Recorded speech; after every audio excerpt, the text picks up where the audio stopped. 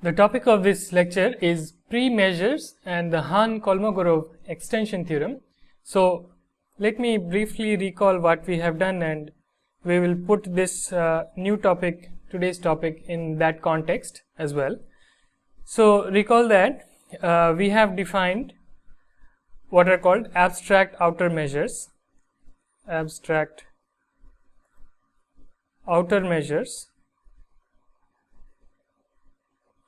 and from abstract outer measures we have given a theorem which is the Carathéodory extension theorem,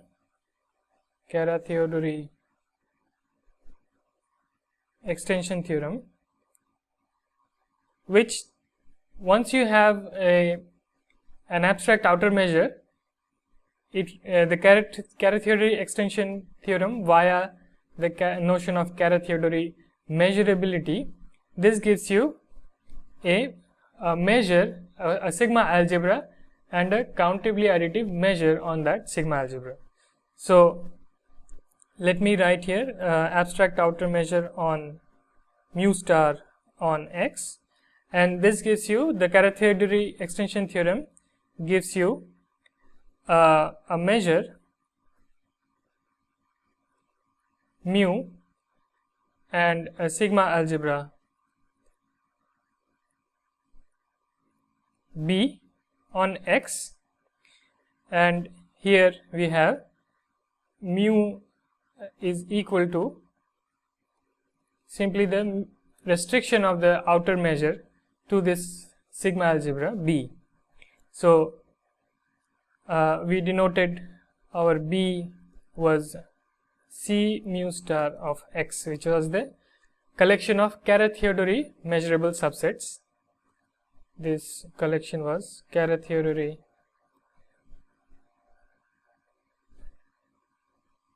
measurable subsets of X. So, this was the prescription of the Carathéodory extension theorem. Once you have an outer measure, how to produce a sigma algebra and a measure which satisfies not only countable subadditivity but also countable additivity for disjoint sets in the sigma algebra. Okay, so here of course there is a parallel with the what we have seen before. So, the abstract outer measures are exactly generalizations of the Lebesgue outer measure,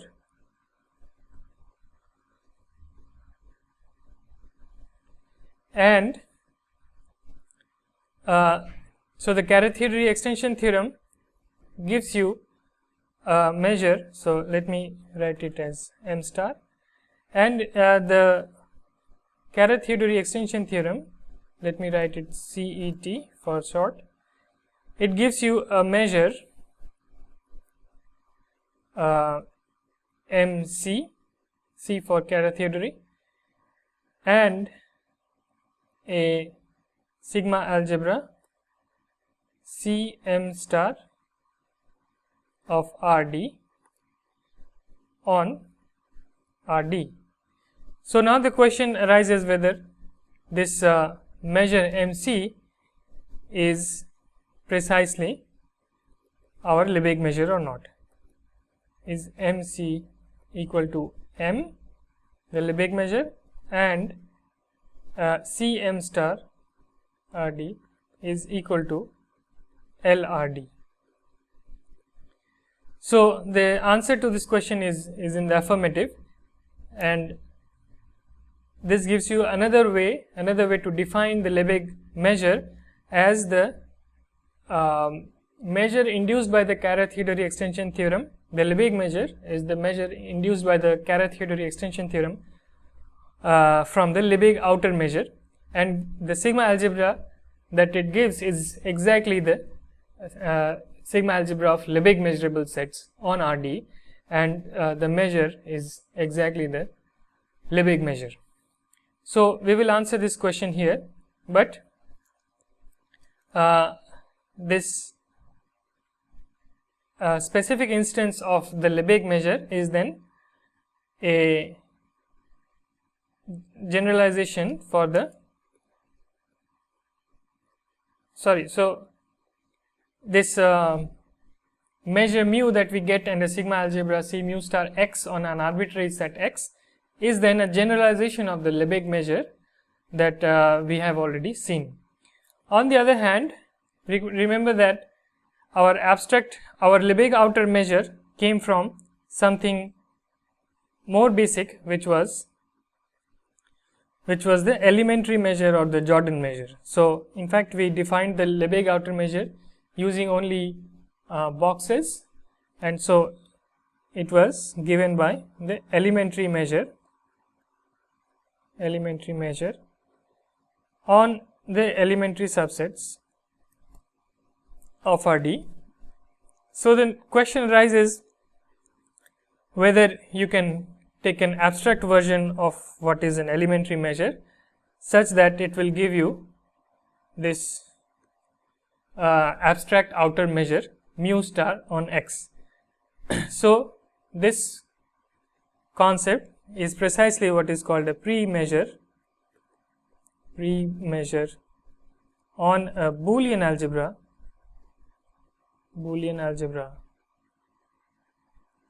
B naught, and this passage from a pre-measure to an abstract outer measure is exactly this Hahn-Kolmogorov extension theorem.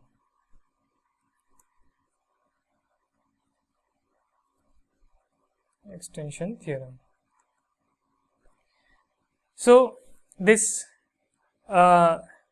bottom row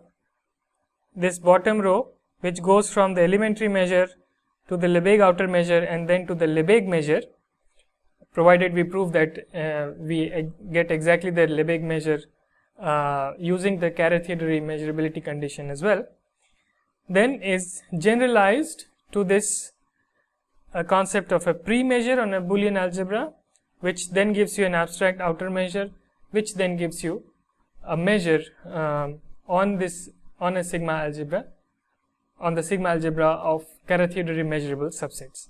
And in fact, this measure mu star,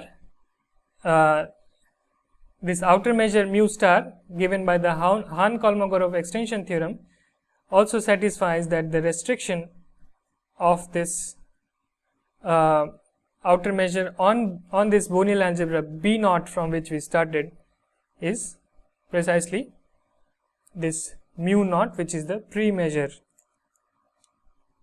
So let me write it here, mu naught, a pre-measure on a Boolean algebra B naught, and this gives you an abstract outer measure which, when restricted to sets in B naught, gives you mu naught, which is why it's called the extension theorem, because it's extending this pre-measure to an outer measure. And then a further extension theorem due to Carathéodory then gives you that a measure on a full sigma algebra B or C mu star x. So this is the layout of our conceptual layout of our plan, which is to either start from an abstract outer measure. If you are given an abstract outer measure, then you can use the Carathéodory extension theorem to go to a measure. But if you are already given a pre-measure, then you can get an outer measure and then a measure using the Hahn-Kolmogorov extension theorem. So we will also answer in this course that even if you don't have a pre-measure, you can get an outer measure given a very mild condition. So abstract outer measures are quite easy to achieve, and then we will also answer that for the specific case of the Euclidean space Rd, whether the measure induced by Carathéodory extension theorem from the Lebesgue outer measure is precisely the Lebesgue measure or not. So this is our plan for today's lecture. So let me begin by defining what is a pre-measure. First, before defining what is a pre-measure, we define what is called a finitely additive measure on a Boolean algebra. B naught on a set X. So a finitely additive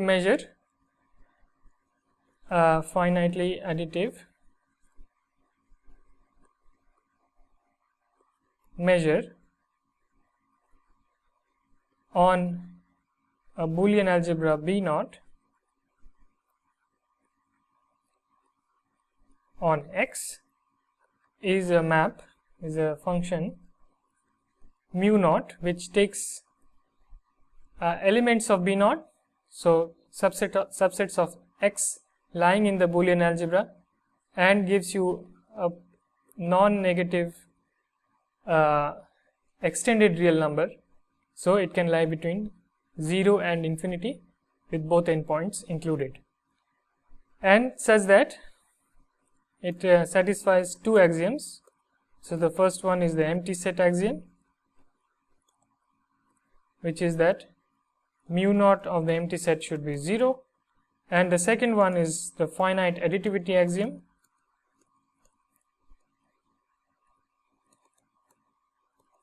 the finite additivity axiom says that if E and F belong to B naught and they are disjoint, E intersection F is empty, then mu naught of E union F equals mu naught E plus mu naught F.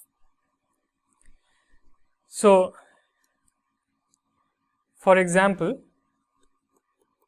if you take the elementary algebra ERD and define M from this elementary algebra ERD bar 2 0 plus infinity. So here I am using the notation M, so it shouldn't come as a surprise that it's going to be the elementary measure, which is defined as ME is equal to the elementary measure of E. Well, I should maybe change M to M bar here. M bar E is the elementary measure of E if E is elementary, and equals plus infinity if E is co-elementary. So recall that the elementary algebra was the collection of elementary and co-elementary subsets of RD. So for elementary subsets we have the elementary measure, and for the co-elementary subsets we have the value plus infinity. So this is a finitely additive measure, as one can check. It's quite easy to check because we have already proved that it is finitely additive on elementary subsets, disjoint elementary subsets. But if one of them is co-elementary, then both sides are plus infinity and basically you are done. So this is a finitely additive measure. Similarly, if you take the Jordan algebra, and you can similarly define an extended Jordan measure for Jordan and co-Jordan measurable subsets, and you will get again a finitely additive measure. So this is the prototypical example that we will be working with. So now a pre-measure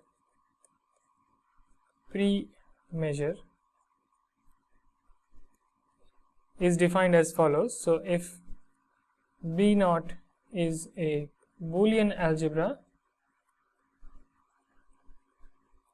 on X and mu naught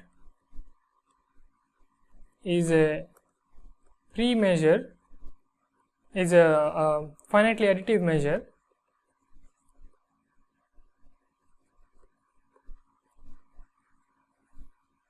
then mu naught is called a pre-measure if it satisfies one further property. If given a collection n equal to 1 to infinity En of elements of B naught which is disjoint. So it's a disjoint collection of sets within B naught, and the union n equal to 1 to infinity also lies in B naught, then the mu naught of this union, countable union now, is equal to the sum n equal to 1 to infinity mu naught En. So of course, if we want to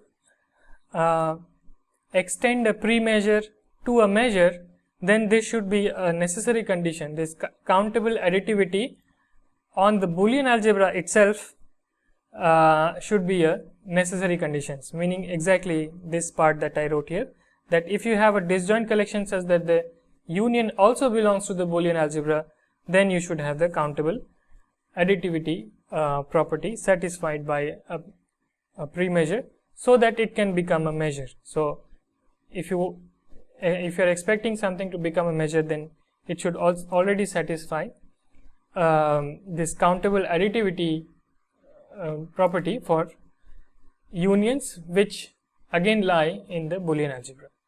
So now we are ready to state the Hahn-Kolmogorov extension theorem, and this says that if mu naught is a pre-measure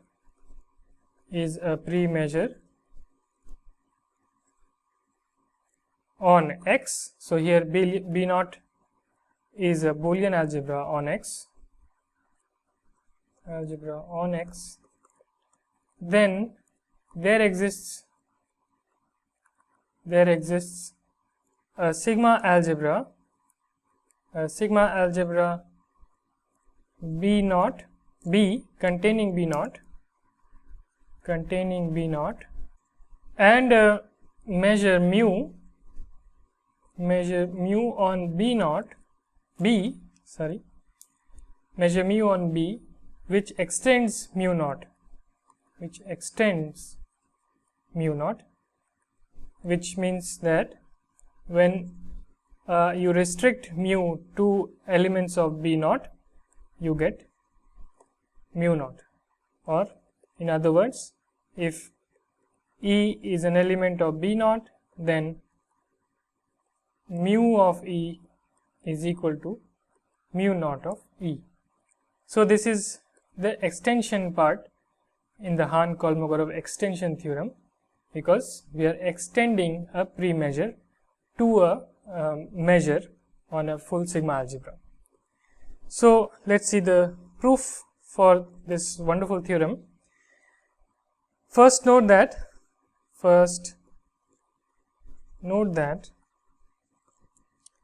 if we define for any set E in X, mu star E to be, so this is a definition, we define it to be the infimum of these sums I equal to 1 to infinity m ei, such that E can be covered by this collection of sets I equal to 1 to infinity ei, and each ei belongs to our Boolean algebra B naught for each I. So as you can see, this is almost a replica for the definition of the Lebesgue outer measure. So here I should rather write mu naught, because we don't have the elementary measure but rather the pre-measure. So this my mistake says that, of course, we are just repeating the definition of the Lebesgue outer measure, which was defined using coverings of sets by countably many boxes, and then taking the infimum of these sums 1 to infinity of each elementary box.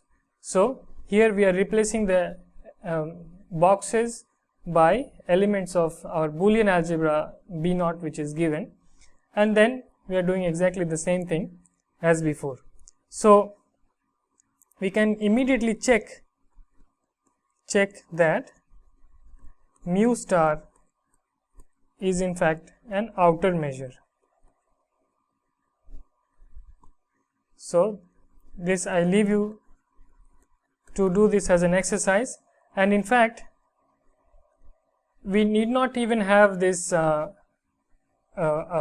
pre-measure to define the outer measure. In fact, if you go to the proof of the definition of the Lebesgue outer measure and the proof that it satisfies all the axioms of the outer measure, then you will see that the following lemma is also quite easy to show, which is that if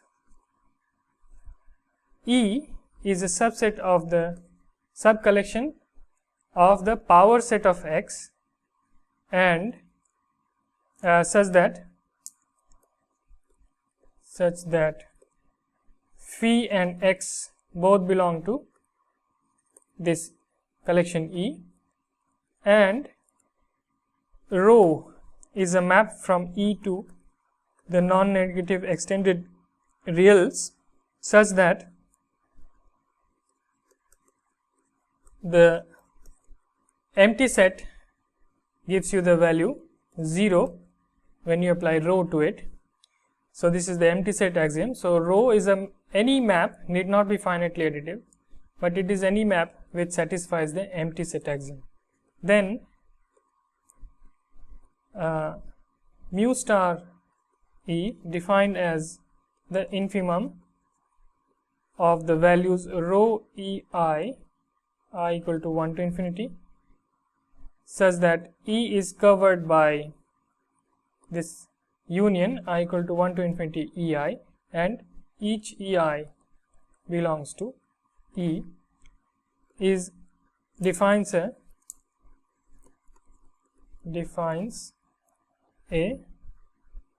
an outer measure on X.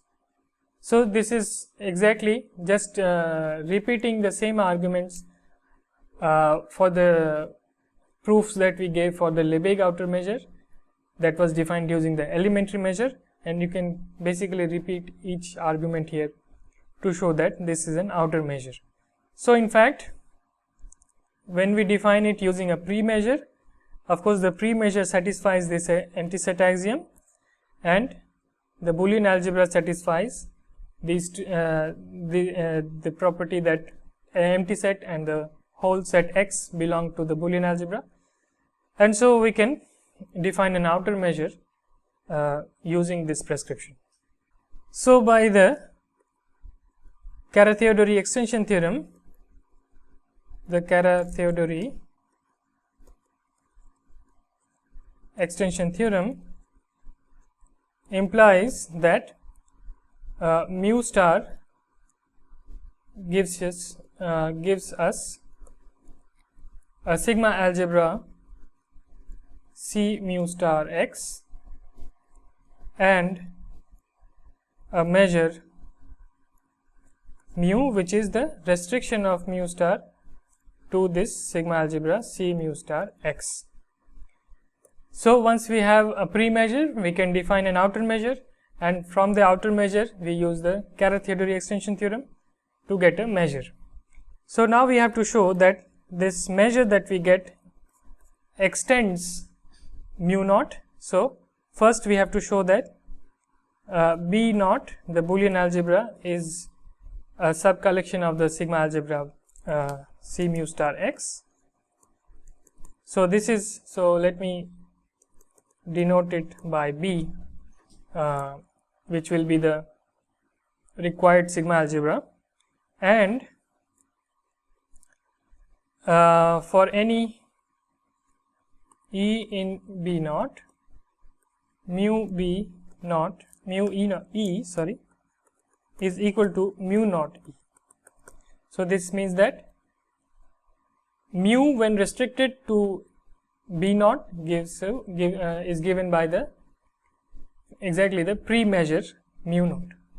So we have to show this.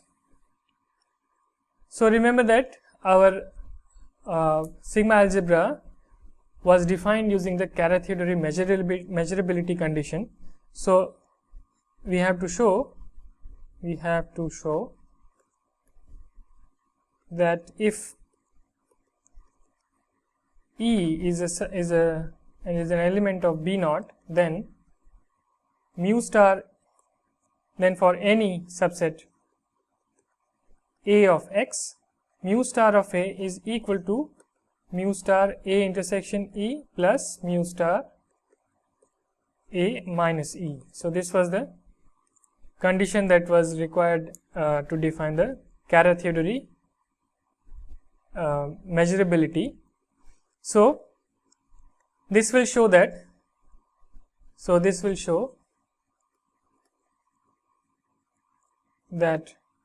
E belongs to the sigma algebra B, which was by definition this C mu star of X. So since mu star is an outer measure,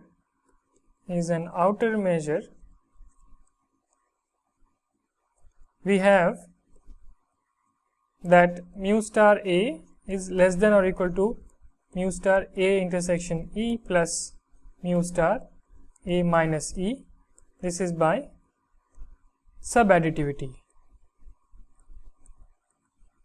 So this is finite subadditivity, but of course finite subadditivity is a consequence of countable subadditivity, and so we have this inequality. So it suffices to show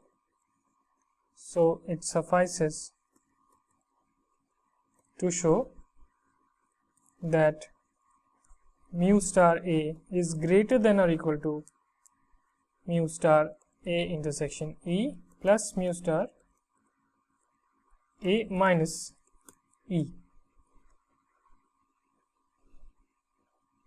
So let us use the fact that E belongs to this B naught. So we start with an epsilon greater than 0, and now we are going to use the definition of the outer measure. So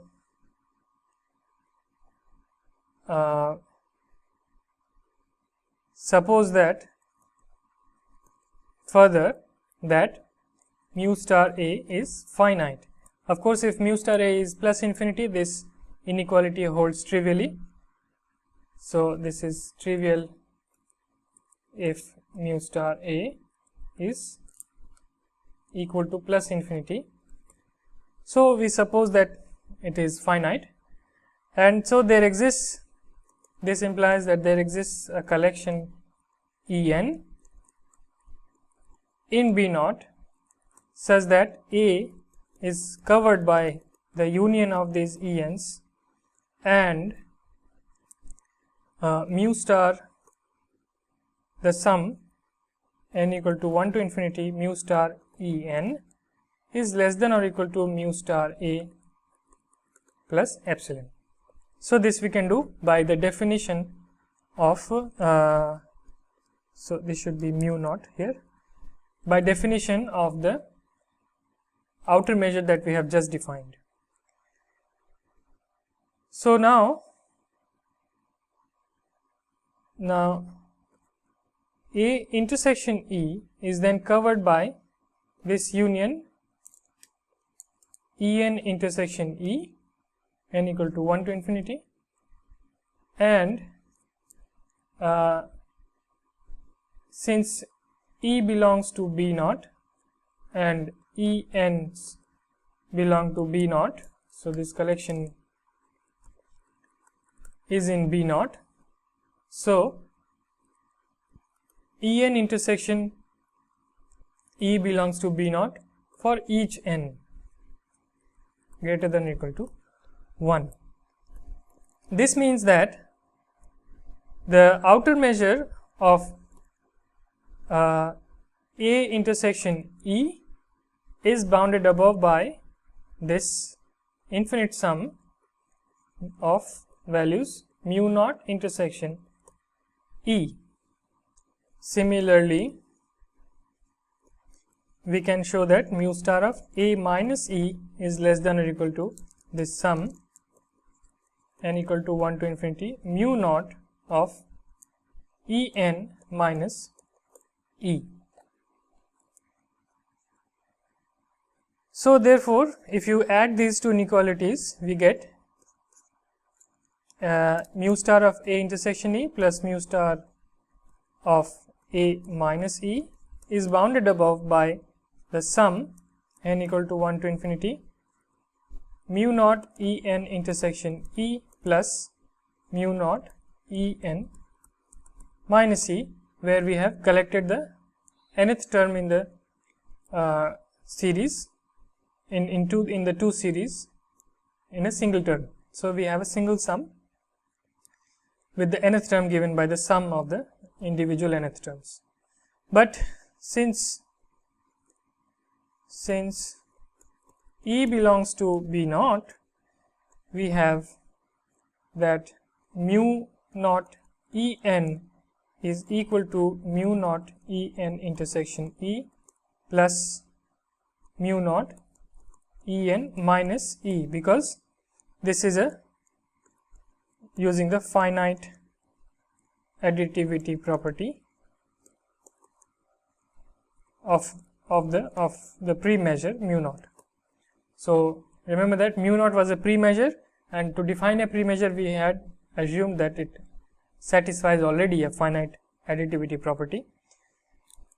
So therefore this is less than or equal to the sum n equal to 1 to infinity mu naught En, and this is less than or equal to mu star A plus epsilon. This is because this is how we chose our Ens, so that the sum is bounded above by mu star A plus epsilon. So we are done, and we have shown that B naught belongs to B naught is a sub collection of B. Now we have to prove that for, so this is again to show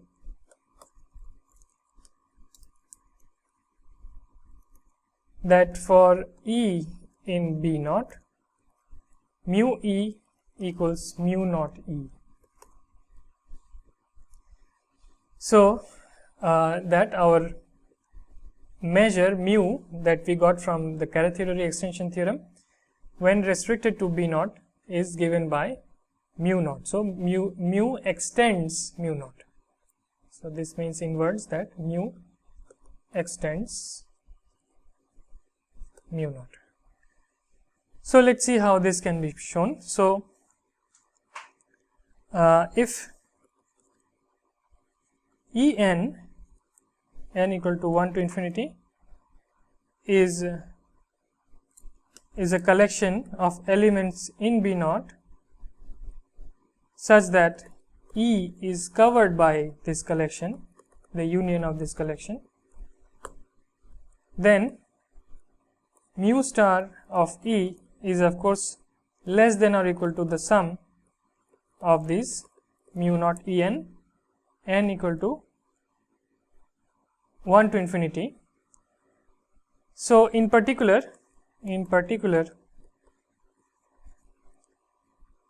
if you take the collection of the single set E, this is a collection in B naught, and the rest of the, if you want to take a countable collection, you can take the rest of the sets as empty. So then this implies that mu star of E is less than or equal to mu naught E, because by the empty set axiom all other terms are 0. So we have automatically this bound which says that mu star of E, which is mu of E, because E belongs to B naught, which we have shown that it belongs to the sigma algebra B, and we have this inequality. So it suffices to show that given any collection of these Ens in B naught such that E is covered by ENs. Given any such collection, we have mu naught E is less than or equal to this sum of mu naught ENs n equal to 1 to infinity, because then you can take the infimum on the right side and this would imply that mu naught E is less than or equal to mu E.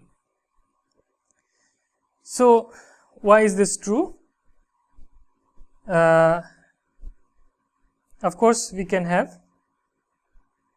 have that E can be written then as a union En intersection E n equal to 1 to infinity, because En's cover E, and when you take the intersection it becomes an equality rather than an inclusion. So this implies by, and this belongs to B naught. So by the pre-measure axiom,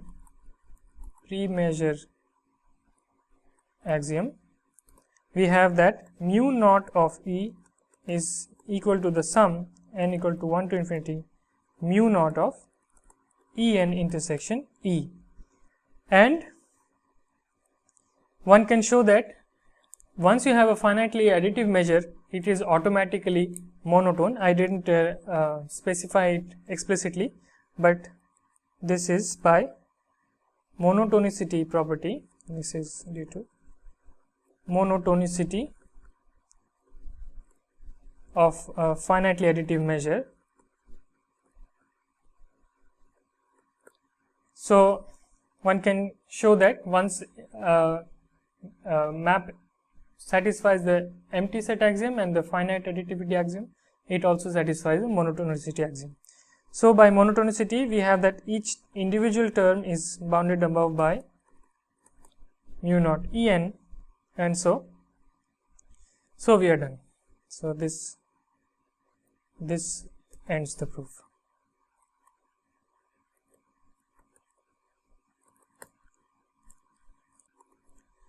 So we have shown that.